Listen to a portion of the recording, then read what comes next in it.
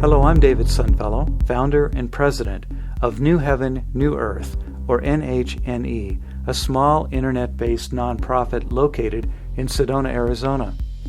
Based on 40 years of near-death experience research, this video provides compelling, authoritative answers to life's big questions. Who are we? Where are we from? Why are we here? Along with summarizing the core truths presented by near-death experiences, this presentation also tackles issues that have confounded philosophers and traumatized spiritual seekers for ages. It also offers a tsunami of inspiring, clear, practical advice for how to live happier, healthier lives. In short, this presentation is a gold mine, full of information that can change your life, the lives of those you love, and the planet we share. Near-death experiences are a global phenomenon. To date, millions of people from all walks of life and all corners of the planet have had near-death experiences, and millions more, perhaps billions, have heard about them. Here are a few statistics. A 1982 survey indicated that 15% of the U.S. population had experienced an NDE. At current population rates, that works out to 48 million Americans. A 1992 survey indicated that 5% of the U.S. population had a near-death experience. A 2001 survey indicated that 4% of the German population had an NDE. And finally, a 2005 survey indicated that almost 9% of the Australian population had a near-death experience. If we apply these statistics to the world as a whole, then between 4 and 15% of the world's population may have experienced NDEs. At current population rates, that works out to between 292 million and over 1 billion people. Vast numbers of people, in other words, are having near-death experiences. As more people are willing to share these experiences and modern resuscitation techniques become more effective, these numbers are expected to rise. What have we learned from these experiences? After 40 years of NDE research and thousands of documented experiences, are there any core truths that are the same for people everywhere? The answer is yes. Let's quickly review two major near-death experience studies: Dr. Jeffrey Long's groundbreaking research, which was published in Evidence of the Afterlife, and the Handbook of Near-Death Experiences by Jan Holden, Bruce Grayson, and Debbie James. Based on 1,300 cases, Dr. Long's study is the largest NDE study ever conducted. His discoveries are summarized in the following three handouts: the 12 elements of NDEs, 9 lines of evidence, and NDE after effects. Links to Dr. Long's book and all three of these handouts are included in the reference materials that accompany this presentation. You can also learn more about Dr. Long's work by visiting his website or by watching my first NDE video, How Near-Death Experiences Are Changing the World. So what universal truths did Dr. Long's research reveal? The core NDE experience is the same all over the world. The experience of dying appears similar among all humans, no matter where they live. What people discovered during their near-death experience is strikingly consistent across cultures, races, and creeds. While Dr. Long's research focuses on contemporary near-death experiences, NHNE has a resource page that explores historical and cross-cultural near-death experiences. This page also includes contemporary accounts from all over the world, including Buddhist, Muslim, Hindu, and Jewish accounts, and accounts from early human civilization. The Handbook of Near-Death Experiences also examines NDEs from around the world, past and present. Editor Dr. Jan Holden concluded that the central message of near-death experiences can be boiled down to 2 words: loving and learning. This is especially important because these 2 words, loving and learning, are directly related to the 2 most powerful aspects of near-death experiences: encounters with the light and the life review.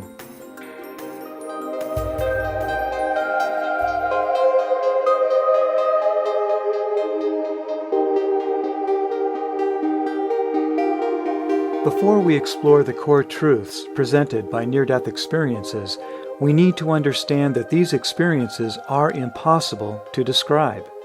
At our current level of development, we simply do not possess the ability to describe the places and states of consciousness that are visited. In addition, the experiences themselves often appear contradictory. For example, on the one hand, near-death experiences insist that everything and everyone are perfect, just the way they are. There are no mistakes, and everything is unfolding exactly as intended. On the other hand, near-death experiences also insist that everything is not perfect. You and I are not perfect. The world is not perfect. All creation is learning, growing, and evolving. How can we resolve such contradictions? By learning to think in new ways.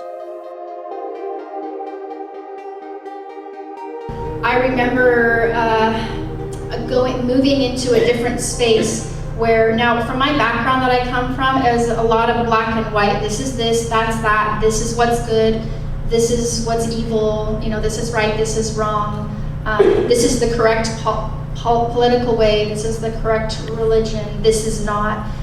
So it came to me as I saw another person who I felt this mentor quality to, I can ask, and so I went to this person, moving to this other space, and I remember coming up to him, and I didn't even need to start spitting out, my question, even telepathically. It's just as soon as my mind thought of how I wanted to get an answer on, what's the true religion, what happened is I immediately was inside of his mind, because it was like I could see myself from his place, but also from his higher level of wisdom and experience.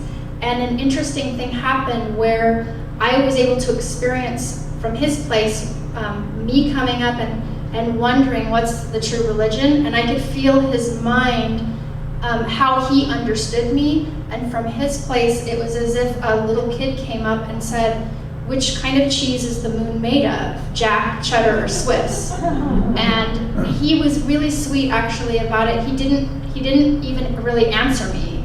In fact, there was something I understood there to be about respecting how we want to see things.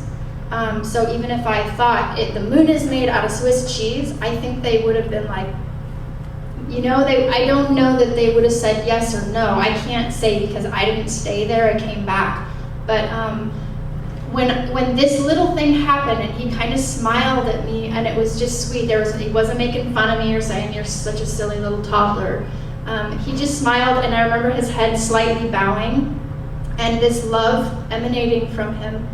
And to experience myself from his view, it blew everything, like my whole foundation, everything I'd come from, it kind of just pulled it out from under me, because now I'm going, oh wow, the moon, it's not even made of cheese. Not that I thought that, but it was like, okay, it's not even about religion, and yet from his place, there was this peacefulness about it. So I didn't have to really freak out even, because I could feel from his place what that was.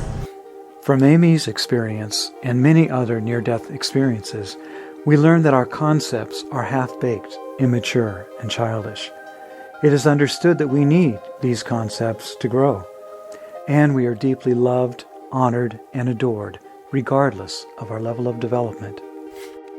So open your mind, relax, breathe, and remember, as Dorothy from The Wizard of Oz might say, we're not in Kansas anymore.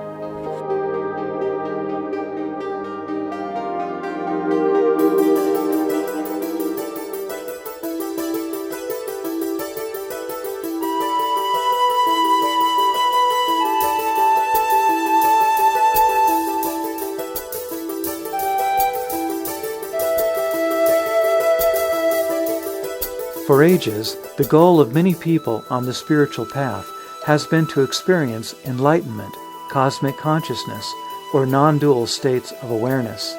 While NDEs honor and include non-dual states of consciousness, they insist that we came to this world for something more.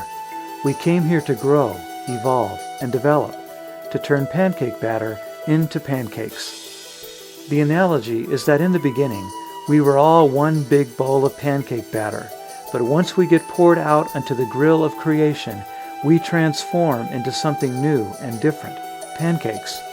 We are still made of the same basic substance, but whereas before we had no personal identity, now we are unique expressions of God. That's one way to describe why we came to this world. Let's listen now to several near-death experiencers. Hi, hey, Ryan Rampton here again.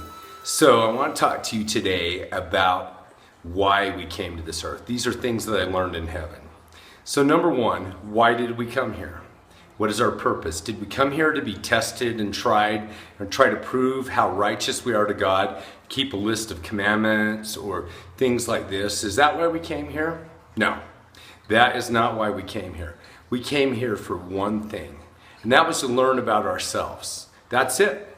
We came to find out who you are and how you respond to different things. So, for example, one of the main things we came here was to learn joy. We didn't know what joy was before. When we were up in heaven, we knew one thing. We knew love. That's what God was. And we learned different concepts and we learned how to do different things. But we didn't know joy, and we wanted to know joy. God told us the only way to know joy is to know sorrow. So we had to come down to this physical realm that He made so that we could learn about sorrow so that we can have joy.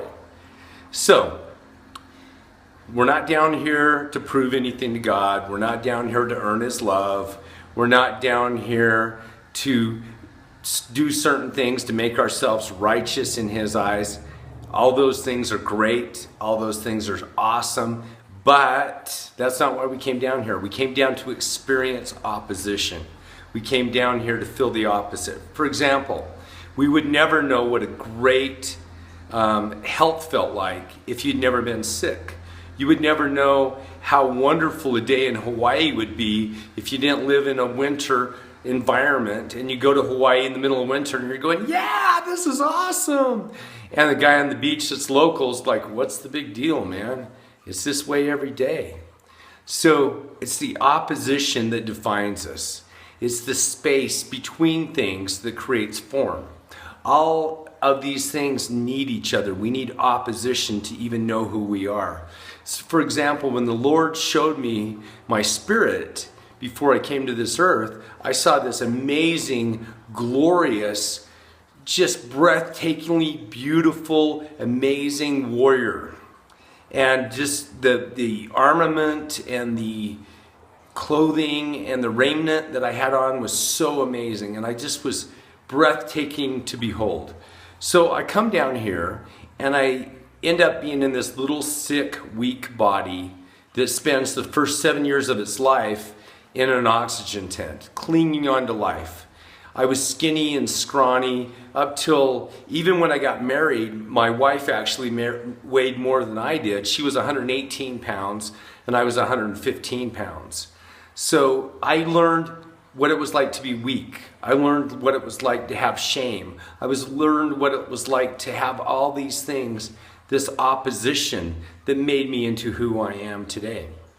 Even the mistakes I've made, even all the bad things I've done in my life, all the sins, all the terrible things, they helped form me into who I am today.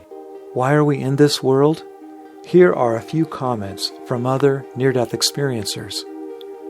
When we are formless, we cannot know physical love, pleasure, and so on.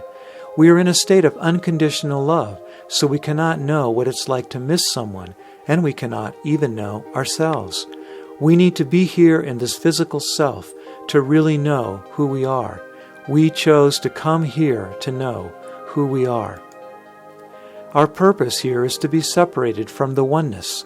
We are here to feel pain, to feel the loneliness, to truly understand how difficult it is to be separated from God.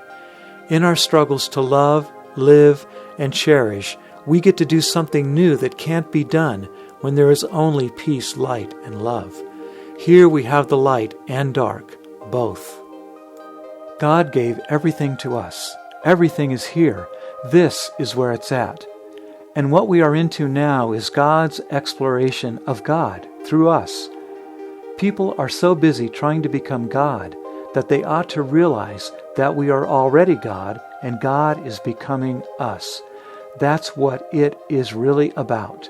When I realized this, I was finished with the void and wanted to return to this creation. And he looked down at me and he said,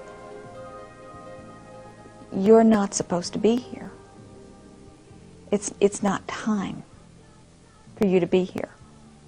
And I remember looking up at him and saying, "But I want to be here."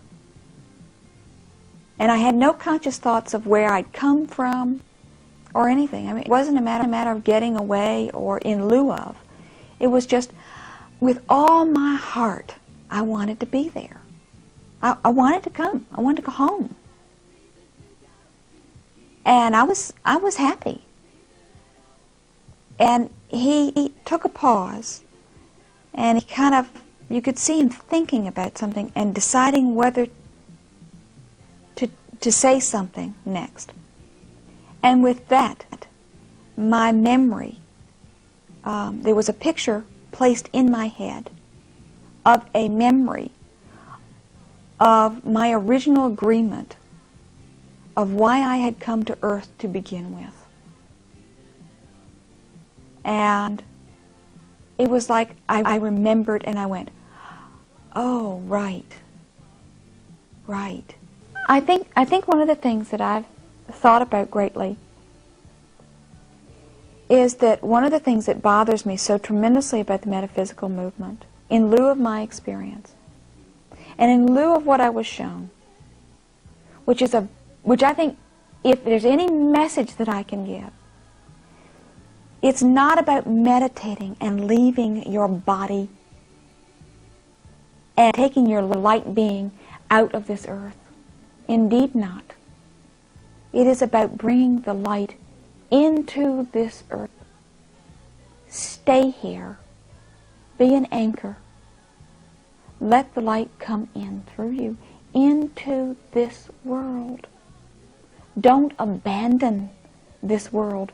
We need you. We need you here. We need you to be present. And we need you to be open with an open heart. It reminds me, in a very silly way, of the book called Horton Hears a Who. Everybody must be open. To bring this new age in, it is about opening your heart and letting it sing through you. It is coming.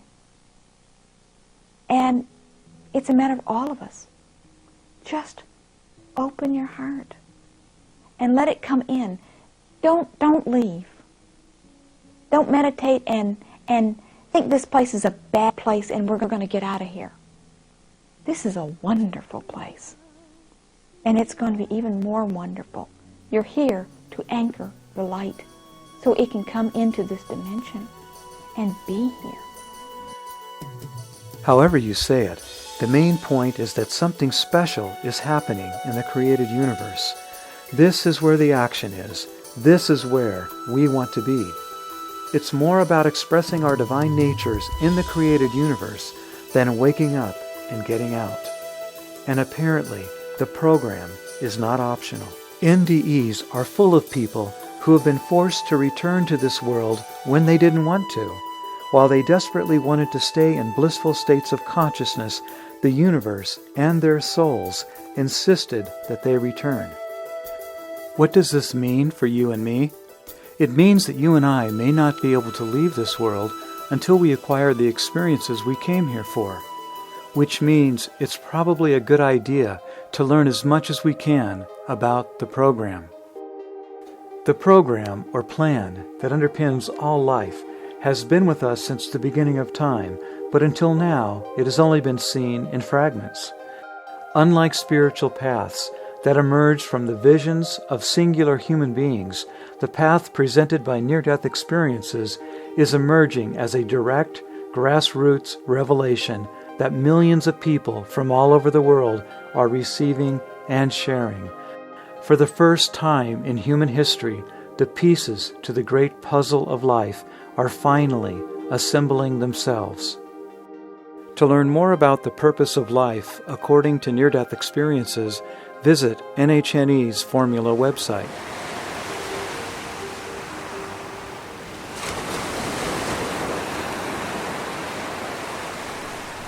When near-death experiences are examined as a whole, it becomes clear that they are profoundly interested in integrating our spiritual and human natures.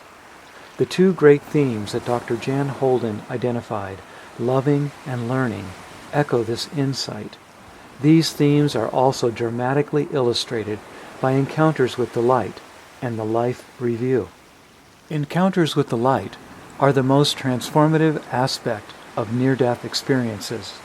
The experience of being fully known and loved unconditionally and basking in a universe made of love changes everyone who experiences it. The life review is the second most transformative experience. Reliving the intimate details of our lives and seeing how everything we said, thought, and did affected others also dramatically changes those who experience it. With few exceptions, God and God's messengers are not the one judging us during life reviews. We judge ourselves. What God and God's messengers do provide is love, understanding, and compassion. They also point out things that we might otherwise overlook. While near-death experiences come wrapped in many different packages, the underlying themes and truths are the same around the world. The reason NDEs are so different on the surface is that they are filtered through the minds, emotions, beliefs, and developmental level of the person who experiences them. Most NDErs report that the light or godlike being they encounter is a distinct sentient being. It not only loves them personally, wholeheartedly, and unconditionally, but it also knows absolutely everything about them. After our bodies die, we continue to experience ourselves as distinct beings. We may also experience being one with God and the rest of creation. This includes feeling all-knowing and all-powerful. We are all one, literally, and we should act accordingly. I think this is one of the most remarkable aspects of a near-death experience, and it's one that's not really given the amount of attention that it should. Obviously, many people know about the light, they know about the out-of-body experience, but the thing that really is, I think, important about the near-death experience, and in regard to the life review phenomenon, is it isn't just a life review. It's a reliving of your life. And when people describe this, it's not always done in this way, but when people describe the full experience, it's every single act that you have done, every single thought that you have thought, every single word that you have spoken, suddenly all of this is back with you. You are running through it again, and as you say, you see and you experience the effects of these acts, these thoughts, and these words on other people. Let me just give you one brief example to illustrate this. I have a friend who who, when growing up, was kind of a roughneck. He had a hot temper, and he was always getting into scrapes. And one day, he was driving in his truck through the suburb in the town where he lived, and he almost hit a pedestrian. And he got very aggravated at this pedestrian, and he was a very big physical guy, still is. And a fight ensued, and he punched this guy out and left him unconscious on the pavement, got back into his truck, and roared off.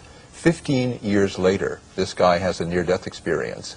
Oddly enough, it was caused by an accident in regard to his own truck at that time. But in any event, he has a near-death experience, and during the near-death experience, he has a life review. And in his life review, this particular scene of the fight takes place again, comes up in his life review.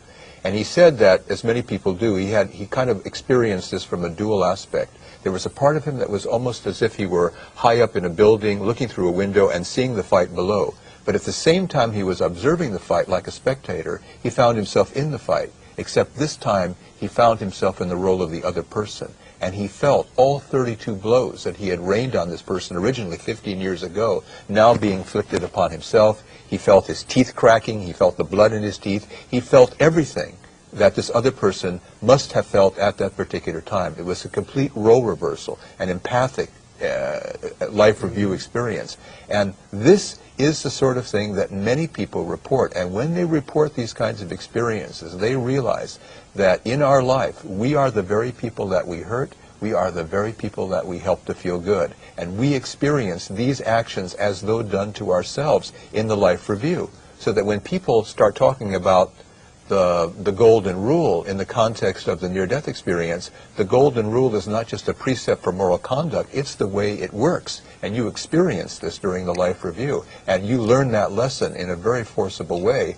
as a result of going through this kind of experience. And that's why when people have NDEs, they change as much as they do. Because if you can even imagine what it must be like to go through your entire life and see everything that you've ever done without judgment, but from a kind of almost omniscient point of view with regard to the effects of those actions, and see what your actions do to other people, it's a heavy kind of lesson, and it's something that stays with you, and it informs your conduct for the time after your near-death experience. So it does give us a lot to think about, and that's why I say in my book, Lessons from the Light, the near-death experience isn't given just to those who have the experience, it's given to all of us to learn from, because all of us can profit by the lessons that near-death experiences learn in the course of the life review or other aspects of their experience, and we can grow from these lessons, and we can apply these lessons into our daily life. Life reviews also teach us that our intentions are more important than what we say and do,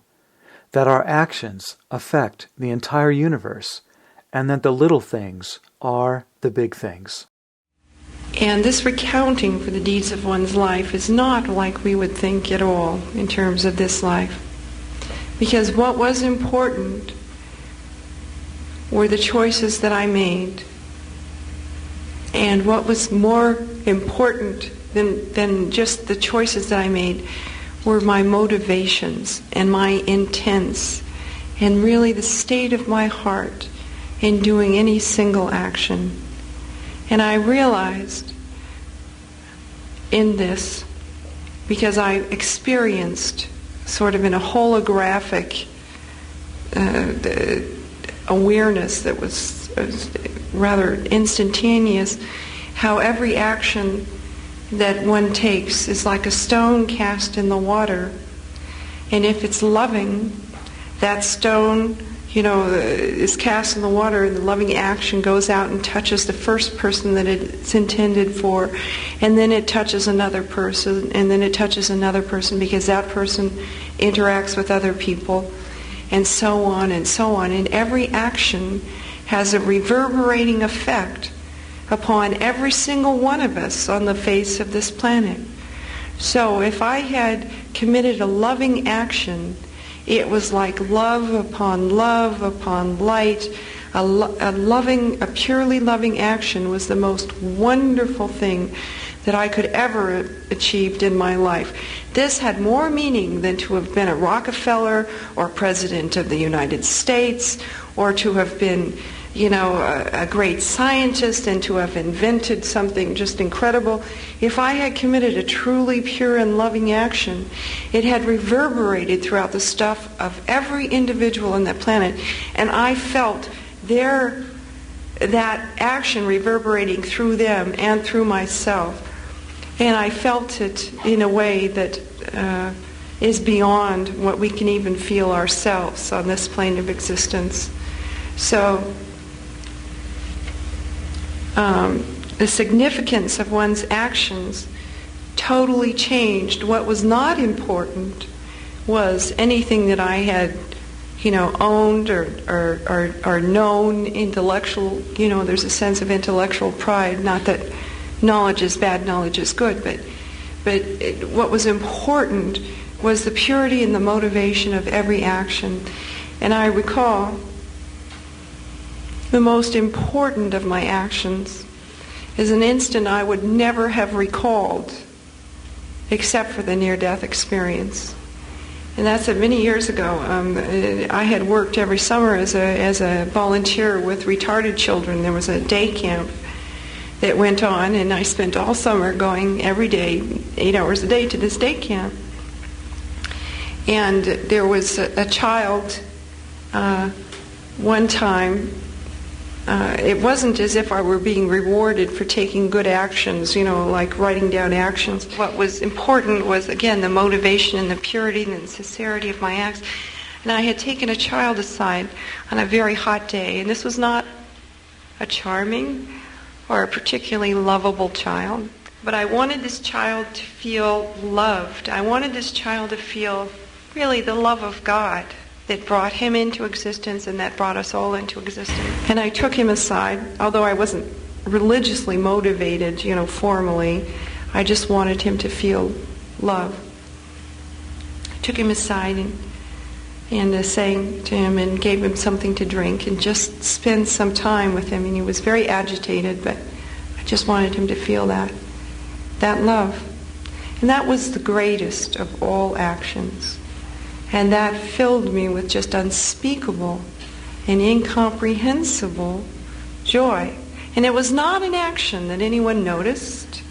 And it was not an action that I even recalled. And it was not an action that I had done with any thought of reward. It was simply an action motivated by love, by selfless love. And this had great meaning. Near-death experiences also teach us that we need to love ourselves as deeply as God loves us. But we also need to understand that we can't love ourselves as deeply as God does until we have personally experienced God's love for us. So how can we connect with God so we can experience His, her, its love for us? Near-death experiences suggest that there are many very powerful things that we can do to connect, including imagine that God loves us and treat ourselves accordingly. Love and serve others. Pray and meditate. Feel and express gratitude. See the humor in life. Tell the truth to ourselves and to others. Spend quality time in nature. Spend time with others who have experienced the light. Embrace threshold experiences, and study near-death experiences and related phenomena. All these activities help lift us into the presence of God, which helps us feel God's love. Once we feel God's love for us, we naturally love ourselves and others, which in turn helps us experience even more of God's love.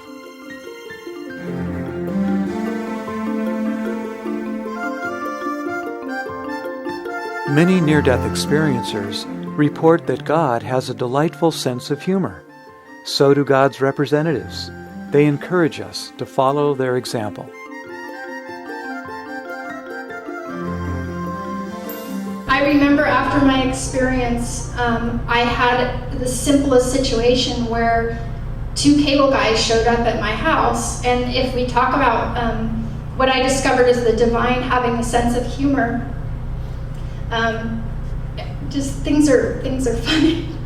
But two cable guys show up at the house, and they were wearing their uniforms for work, and they were there to hook up the cable for the TV.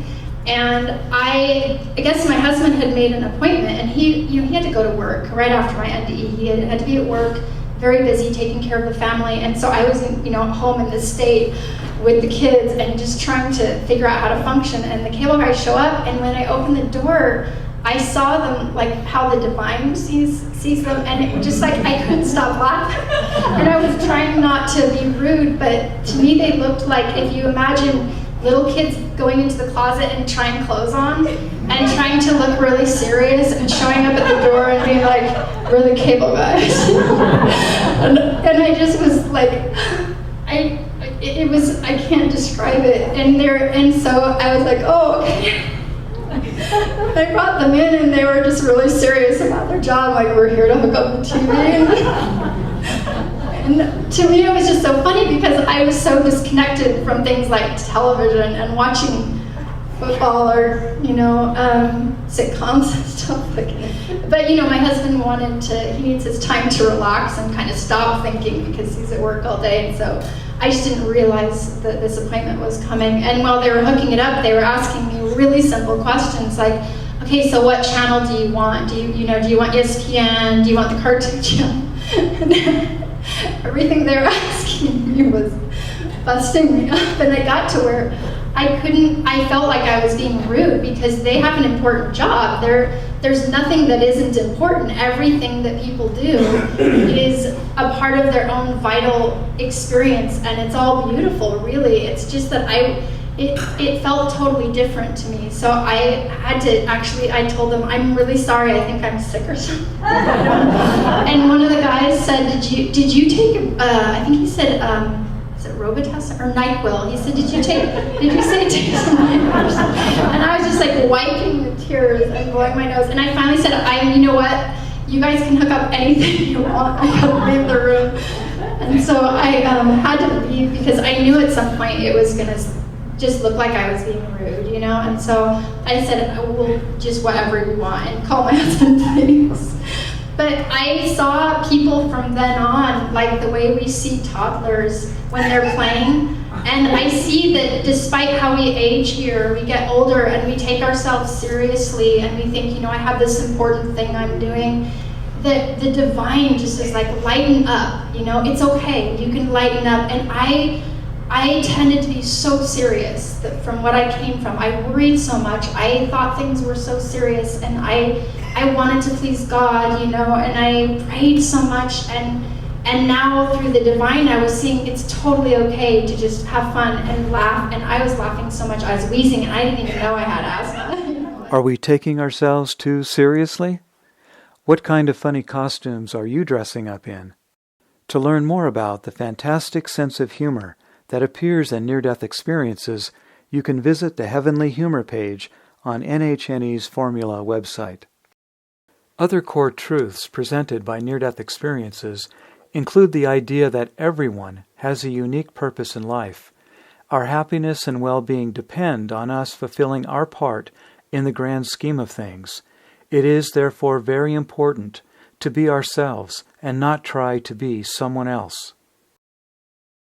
Near-death experiences contain endless accounts of spiritual beings and angels. Many report that we all have guardian angels who look after us. While these beings are present all the time, their help is especially effective when we consciously ask for it. Let's listen now to near-death experiencers Lorna Byrne, U.S. Senator Mark Kirk, and Howard Storm describe their encounters with angelic beings. Near-death experiences occur to different people all across the world, and it is in order to help us to have more faith, to believe, you know, that there is more to life, that we're not just flesh and blood, that we have a soul. And the only way I can help you out there is to share one of my near-death experiences, and that was a time when I was pregnant, and the Archangel Michael told me that, you know, my baby was going to die, that I wasn't going to give birth to a live child. And the day that happened, I died as well. My soul lifted out of my body, carrying in my arms the soul of my baby, and I went to heaven. And it was just like this beautiful tunnel that twisted or spiraled like a staircase, and it was full of angels, glowing white angels. They were literally everywhere, all around me. And as I moved along, all of a sudden this beautiful white angel stood right in front of me, and she had her arms out, and she said, "Lorna, you weren't meant to come with your baby." And I just looked at my baby and looked at her, and I said, "I love my baby. I want to stay." And she said, "I couldn't. I have to go back." And she was just so beautiful. And just seeing her hands as she moved forward to take my baby, and myself having to give my baby to her reluctantly. I loved my baby. I wanted to stay. And I always remember she saying to me, "Look back," and turning around and looking back and seeing my husband Joe and my other children, and he shaking me and saying, "Don't die on me." And even seeing them, I still wanted to stay there in heaven, because in heaven you can do so much more for those you love on earth. But in heaven you're just, oh, how can I explain it? You don't feel any pain. There is just so much joy and love you feel within yourself. You're just so, so perfect. And you don't want to go back. And she just said to me again, Lorna, you have to go back. And I knew I had to, but yet I didn't want to. And all of a sudden I heard God speak in an authoritative voice, you know, saying I had to go back, I had to return. And just at that moment, the angel, so gentle and lovingly, reached in and took my baby from me. And just see my baby at that moment turn and look at me and smile, and his beautiful blue eyes, I always remember that. And then him looking towards the angel, smiling, and his little arms, you know, going up slightly in that way, and the angel taking him. And at the same moment, I went back to my human body. What happened, I went downtown and was at Northwestern Memorial in the ICU, underwent 3 brain surgeries where the issue was brain swelling, which would create such a pressure on the lower brainstem and could be fatal. My doctor said without the procedure, I would have been dead within 3 days. Wow. And I do remember waking up in the ICU, not exactly knowing where I was. Mm-hmm. Probably it was a pharmacological event. Yeah. I think there was a lot of that in my system. Mm-hmm. I read in the Daily Herald today about angels. You did? Right. Did you feel as if there were angels there? I did. I felt like there were 3 angels in the room. And interestingly, they had New York accents. Probably because the last movie I'd seen was on Channel 11, was the original Ocean's 11, the Brat Pack movie. And so, you know, I sort of thought they were there in the ICU. They probably have a regular gig there because of the issues. Right, right. And yet you said, no, not yet. Yeah, and they said, Mark, you want to come with us? You know, you can come with us if you want. Complete New York accent. Is that crazy? You know, the way they introduced themselves, they said, Mark, we're angels, we're really angels down here. Wow. And established that simpatico thing. You want to come with us? I said, no, I'll hold off. Hold off. This was the biggie. This was the ace I've been hiding up my sleeve. I said, you can't send me back. And I said, why? And I said, I've never known anybody that loved me like you did. I've never known anybody that knew me like you did, because you know me better than I know me. And I said, if you send me back, it'll kill me. I will die of a broken heart. And they said, you're not paying attention.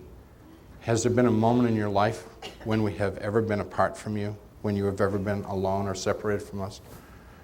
I went, no, but like I never saw you, I never talked to you, I never felt you. Is it going to be like that when I go back? And they said, it's going to be exactly like that. And I said, well, it's kind of like being alone when you can't see, hear, feel, taste, touch, you know, the person who's with you. It's like they're not there. You know, it feels lonely. And I said, that would kill me in loneliness to be apart from you. And I said, there is a way to get in touch with us. And I said, how do you do that?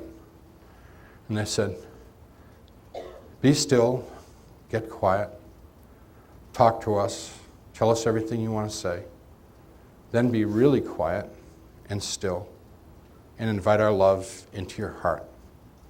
And you'll know that we're right there, and you'll know our love right there. This works. It really works. Get it all out. Tell them everything. I bet you don't believe that God, Jesus, the angels want to know the trivia of your life. You're wrong. They want to know. They want to know everything. They want to know your hopes, your fears, your mistakes, your successes. When you get through that, whatever it is that comes out of your mind, that comes out of your heart, and you give it up to God, this is just sort of clearing the decks so that you can listen. That's why you're doing this. Because they already know all this stuff. But they're not bored, but they already know. After you've cleared the decks, listen. Feel. Open your heart up. To learn more about angelic encounters that are reported during near-death experiences, visit the Angels page on NHNE's Formula website. Angels aren't the only ones invisible to human eyes. The unseen world is teeming with life. One analogy is to imagine the Earth and the physical universe is one channel on a radio. While we are incarnated in this world, most of what we see and hear is played on this one station. But there are trillions of other channels. These are the wild, wonderful, and sometimes frightening stations that near-death experiencers tune into when they leave this world. What do they see and learn? Loved ones and relatives from the past, present, and future are present. Many of these beloved beings keep an eye on us while we journey through this world. On the other side of life, everything is alive. Animals, including beloved pets, flowers, trees, mountains, planets, stars, even the light that forms celestial domains, is conscious, sentient, and communicative. Many NDErs report that music of indescribable beauty is everywhere. NDErs also report that there are schools and communities and great gatherings of souls engaged in all kinds of activities. The physical universe is also teeming with life. There is life on other worlds and in other dimensions. Life appears in a vast multitude of exotic forms. The world is a dream. So too is the rest of the physical universe. Time and space are illusions. Among other things, this means the past, present, and future are all happening now. This means we can communicate with past, present, and future realities now, and change them, and learn from them, and do many other strange and wonderful things. As a side note, many near-death experiencers return to this world with a profound interest in quantum physics. When viewed from the perspective of God, even the most awful events serve a glorious purpose. Life, in other words, is perfect and beautiful. No one is lost. All woundings, injuries, and injustices are temporary and transitory. All is well. The author of Desiderata was right when he wrote, "Whether or not it is clear to you, no doubt the universe is unfolding as it should." All obstacles and setbacks, all tragedies and traumas, all terrors, torments, and suffering are blessings in disguise.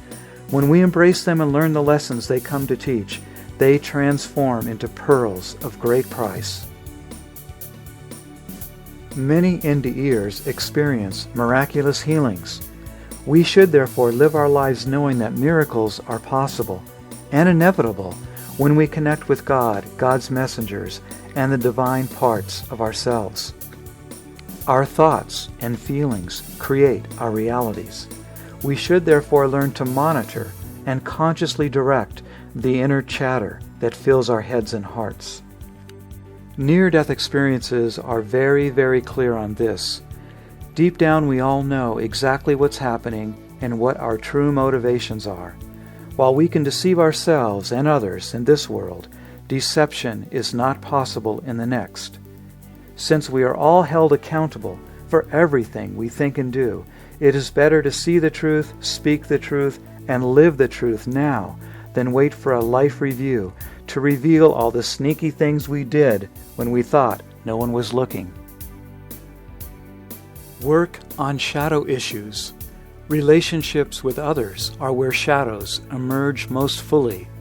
Dreams are a fantastic tool for helping us identify and work through shadow issues. Near-death experiencer Cami Renfrow offers this wise counsel. Examine your shadow fearlessly, bringing your unconscious energies into new relationship and alignment with the whole. When we can lovingly recognize our dark and light and respect the information brought to us by our dark, our flaws, our challenges, our pain, we can begin to channel the energies more effectively and put their power to work for us. Between 1 and 15% of near-death experiencers report having a hellish or distressing experience. The statistics we have on this are shaky because many people who have hellish or distressing experiences don't want to talk about them. While some near-death experiencers don't believe hellish realms exist, when you study NDEs as a whole, it becomes clear that both heavenly realms and hellish ones not only exist, but exist as both states of consciousness and places in consciousness. Denying that hellish realms exist doesn't make them less real or less frightening to those who experience them. Denying the reality of these realms does, however, encourage those who experience them not to share their experiences. In such cases, the people who need help the most don't receive it. Both hellish realms and heavenly ones are created by individuals and collections of individuals who are vibrating at similar levels of development. Many near-death experiencers who report hellish or distressing experiences tend to be excessively materialistic, selfish, and self-centered, and or engage in brazenly self-destructive activities. They also tend to discount or feel disconnected from God and other spiritual realities. This includes people who appear to be spiritually motivated, but are really using spiritual and religious trappings to pursue selfish and materialistic goals, such as acquiring money, power, and adoring followers. In other words, people who tend to be overly focused on the material world and or overly disconnected from their spiritual natures appear to be more likely to experience hellish NDEs. Being overly selfish and materialistic are not the only things that can produce hellish experiences. We might also find ourselves in hellish realms by forcing the doors to other realities open by using drugs and other consciousness-expanding techniques. Visits to hellish realms might also occur naturally as learning and testing experiences or phases in a purification process. Although rare, young children can also experience hellish near-death experiences. Whatever causes hellish and distressing NDEs, it is important to remember that these experiences can be exceedingly traumatizing to those who experience them. We can help by being compassionate and non-judgmental. We can also help by encouraging people to share their stories so we can learn more. For the record, near-death experiences indicate that God is not sending anyone to hell. We create our own hells and heavens by the way we live our lives, by the thoughts we think, the emotions we express, the way we treat ourselves and others. Whatever we think and do in this world is reflected back to us 1,000-fold in the afterlife. This means that heavenly experiences and hellish ones and everything in between are mega, super, hyper real when compared to this world. Many near-death experiencers who visited hell discovered that the way out was to call out to the divine for help. To learn more about near-death experiences and the power of prayer, visit the Power of Prayer on NHNE's Formula website.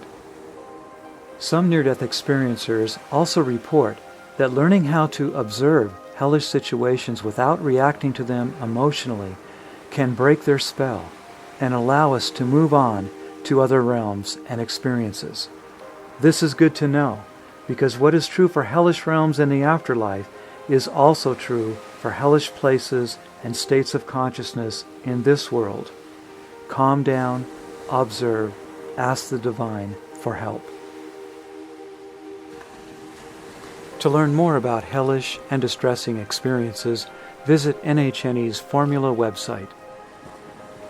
Finally, while this presentation focuses on classic near-death experiences, there are many other spiritual experiences that allow people to experience similar things, including near-death-like experiences, shared death experiences, spiritually transformative experiences, out-of-body experiences, deathbed visions, and after-death communications. To learn more about these experiences, visit NHNE's Formula website.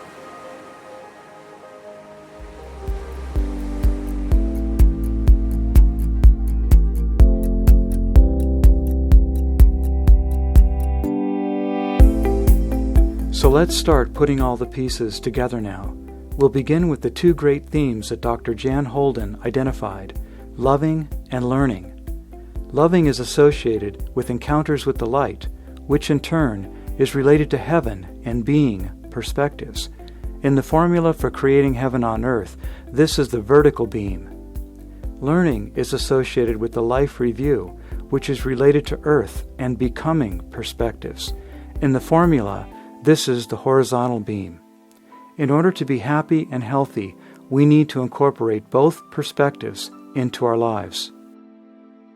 In Dr. Jeffrey Long's study of 1,300 NDEs, 65% described encountering a mystical or brilliant light. Only 22% reported a life review. People who experience life reviews often receive valuable information that is not included in experiences with the light. For example, people who experience life reviews can be shown why they chose to come to Earth, why being here is important, what their purpose is, and why their life has unfolded the way it has. When it comes to being in this world, this is very helpful information. The problem with getting too much light and love and not enough life review-like grounding perspectives is that we don't want to be in this world. Here's one sobering statistic that suggests many near-death experiencers don't understand the value of this world and why they were sent back. Some NDE studies indicate that 21% of near-death experiencers attempt suicide within 15 years of their experience. Near-death experiencers who are forced to return to this world often feel angry at God or disgust with themselves because they feel they were kicked out of heaven. Many also report arguing and having fits, like little children, when they are told they must return. Would people calm down and be more willing to return to this world if they understood why coming here is important? Yes, and many do after they are shown. Some near-death experiencers resonate so deeply with the light that they ignore, neglect, and disown the human side of their natures. Knowing that the world isn't real, that our bodies are illusions, and that the created universe is a dream, they embark upon a path of self-denial, self-gratification, or self-destruction. Bottom line, understanding and incorporating horizontal, life review-like perspectives into our lives are extremely important. It is also extremely important to ground and incorporate vertical perspectives into our life. To summarize, thoughts and actions that are overly materialistic, selfish, and self-centered, that deny the existence of God and spiritual realities, that overemphasize worldly concerns, can pave the way for very unpleasant experiences. Thoughts and actions that overemphasize spiritual realities, that focus excessively on waking up and leaving this world, that underemphasize the importance of forming healthy relationships with other human beings and the rest of life, can also pave the way for very challenging experiences. We are like ecosystems. In order to be healthy, all the different aspects of ourselves need to be acknowledged, cared for, and working together. When we over or underemphasize some aspects of ourselves at the expense of other aspects, disharmony and dis-ease soon follow. Many near-death experiencers report that their lives, personalities, careers, relationships, and perspectives on life are completely changed by their experiences. Many also experience healings of all kinds. Many return with spiritual gifts and abilities. These transformative experiences do not, however, magically transform us into perfect beings. If we were immature, undeveloped, and dysfunctional before our spiritual experience, we'll be immature, undeveloped, and dysfunctional after the razzle-dazzle of our experience wears off. While spiritual experiences provide a vision of where we are headed and practical tools to help us get there, We can't sustain these experiences until we have built a consciousness that can ground and contain them. Here are comments from 4 near-death experiencers that illustrate the challenges that many NDErs face. One of the issues I've had for years and years since is that I get really frustrated that I can't feel God on command in every situation anymore. I don't live in bliss all the time like I did after my NDE. This failing of mine has caused me a lot of distress. I couldn't make sense of why I would be given such a vision, such an experience, such a profound awakening, only to lose it or have it yanked away, leaving me only with a memory of what I used to know and live and feel. After my near-death experience, I wrongly assumed that I was going to be a saint, that I would not have a temper, anger, or lust, or make mistakes at all, that somehow I had been elevated to this superior person. To my horror, I found out that wasn't the case at all. I still struggle with my own worldly and personal issues. I only feel more awakened and conscious, with some abilities and understanding that have increased. My NDE left me with the knowledge that my life was a sham. My relationships pretend. I've spent 40 years since then being open and willing to learn more about myself, others, and the God of my understanding. Near-death experiences teach us that we have to do the hard work of building containers for the divine. And we have to do this without skipping steps, taking shortcuts, or hoping fairy godmothers zap all of our problems away with magic wands. One of the ways we learn this lesson is by getting sent back again and again until we understand the program and master it. What do I mean by building containers for the divine? I felt like trillions of billions of gigabytes of information being downloaded to me. And let me make it a little bit more clear. Imagine a computer, imagine a laptop, a little piece of metal that is worth $100. It's nothing, it's a piece of metal. You just take a wire, connect the laptop to the wire, connect the wire to the wall, and within a split second, this little piece of metal that is worthless has access to all the information in the world within a split second using the internet. One press of a button, any type of search you will make, that little piece of metal, that computer, has access to get information through the internet. Any type of information. I felt like I'm this little entity being connected to the main mother source of information. I can't even say internet, but the main source of information, and as if endless amounts of information is being downloaded to me simultaneously. And this is what it was. I was able to see God's wisdom and derive non-normal pleasure from it. There's no words to describe that pleasure. And when I get a lot of the question, but what did you see? What do you mean you saw God's wisdom? What are the secrets of the universe? There's no really words to put it in. It's just, there's no words to put it in.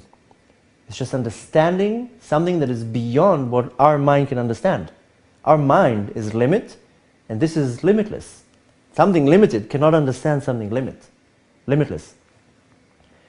And as this whole process of the downloading of the information, first of all, nothing stayed. I didn't have the ability to hold it. I didn't have the ability to sustain it. It just washed me. I didn't have the vessel to actually hold that information. And as it was going, as pleasurable as it was, there was also a tremendous strong feeling of the opposite of pleasure, that I can't hold it, that I can't sustain it, that I can't grasp it and keep it. It says in many sources that our acts in this world creates that spiritual vessel that when our soul leaves the body, it has the tools to actually hold that godly light, to hold that godly revelation, to be able to hold that godly wisdom. I wasn't able to hold it. I was able to see it, I was able to enjoy it, but I wasn't able to hold it. So simultaneously there's a tremendous feel of pleasure, and at the same time this very strong feeling of the opposite of pleasure. I don't really know how to define it, because it wasn't really sorrow. It was just a feeling of that I can't keep it. Almost like taking a little kid to a toy store and letting him run there, and at the end of the day telling him, okay, now we have to go home. You can't keep any of the toys. You have to leave all the toys here. Now it's time to go home. The other thing was feeling like I was not even human anymore, that I had been changed somehow into this spiritual being that walked through life and would look up at the sky and see the trees and feel this amazing, amazing love that God has. It was permeating everything. It was in the rocks, it was in the trees, and I could feel it. And I walked around in this bliss cloud for 2 weeks, just knowing God and feeling His love so profound. And then it started to fade, and I kind of freaked out, and I started to pray, and I'm like, Heavenly Father, why are you pulling away? Am I not being good enough? Is something wrong? And He said, Ryan, I've carried you for 2 weeks. Now I'm walking beside you. You need to learn and reach out and learn how to bring me into you and how to encourage that relationship that we have with each other. And so that was the next part of my journey.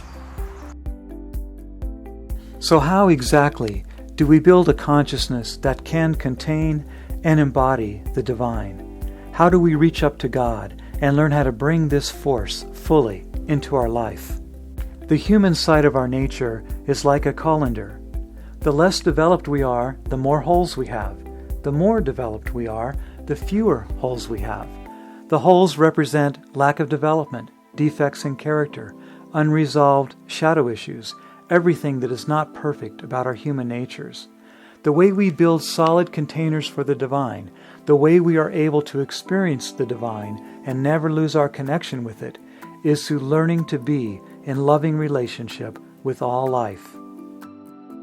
This means we need to be in loving, conscious relationship with everyone and everything, with our bodies, our minds, our emotions, our environment, the food we eat, plants and animals, our neighbors, our enemies, and of course the unseen spiritual forces of life. The more loving relationships we form, the more we experience God, and the greater our ability to sustain that connection. How are these ideas applied in real life? Watch Groundhog Day. Bill Murray's character, Phil Connors, transforms from an arrogant and egocentric TV weatherman into a Christ figure, and he does it, true to life, in the same sloppy, humorous, convoluted way that most of us do.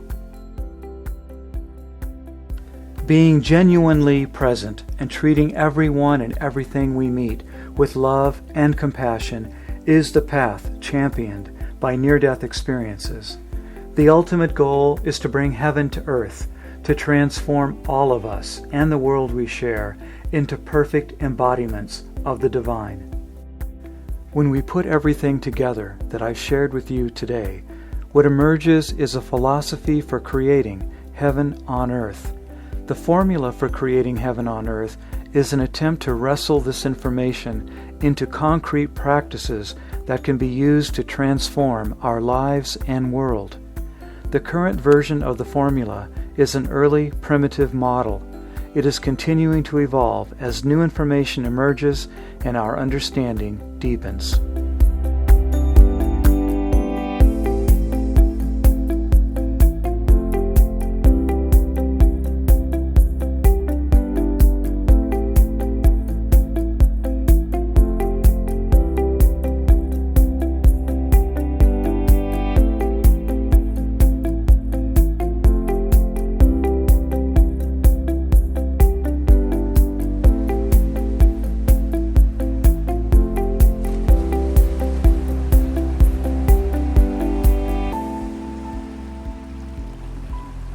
Unlike spiritual paths that arose from the ideas and inner experiences of lone, isolated human beings, the path presented by near-death experiences is emerging as a direct grassroots revelation that millions of people from all over the world are receiving and sharing.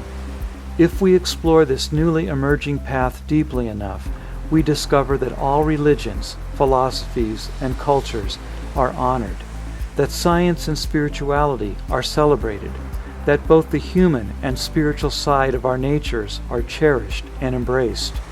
In short, near-death experiences present us with a universal, all-inclusive, perfectly integrated spiritual path that revolves around three core truths. We are all one. Love is the essence of life. We are here in this world to become perfect embodiments of the divine.